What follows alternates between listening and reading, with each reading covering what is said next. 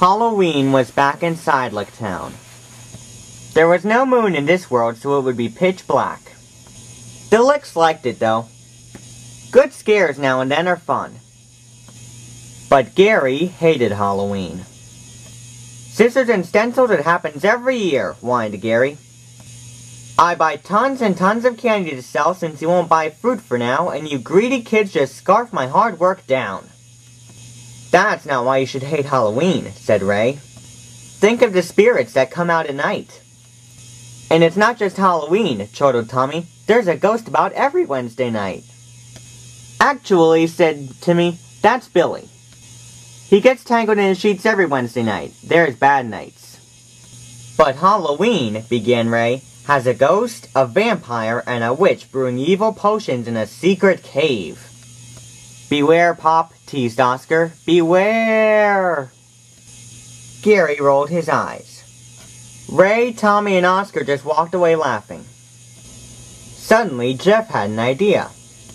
It was naughty, but it would teach Ray to take it down a notch with being scary. None of those things are real, said Jeff. Or at least they aren't yet. We should give Ray and the guys a taste of their own medicine, he suggested. Gary agreed, but everyone else decided to just hide under the covers all night.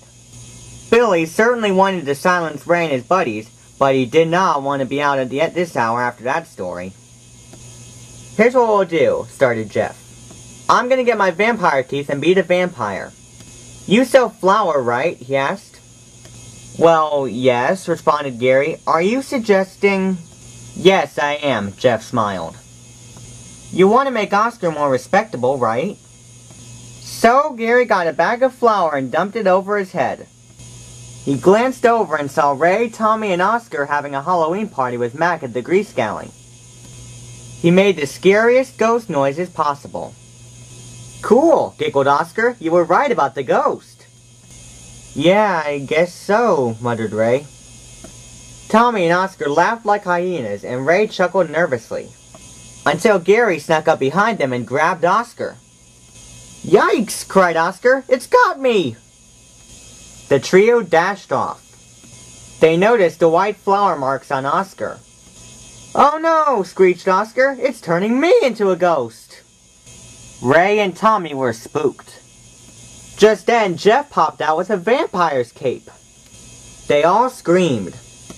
But Oscar stumbled backwards into the bag of flour that Gary used to whiten himself. There was enough to turn him all white. Oh no, Ray, wailed Tommy. Oscar's a ghost! Run! Meanwhile, Gary and Jeff had asked Mike to wear a witch's hat and to mix his next potion in a big pot. Ray and Tommy ran to the scissor yard and gasped. The witch! Shrieked Ray. For once I was right and don't like it. Help! I thought the witch was supposed to be in a cave, asked Tommy. Who cares? Ray screamed. Run! But that last scream had startled Mike. He wound up knocking over the pot, and the mix spilled all over Ray and Tommy.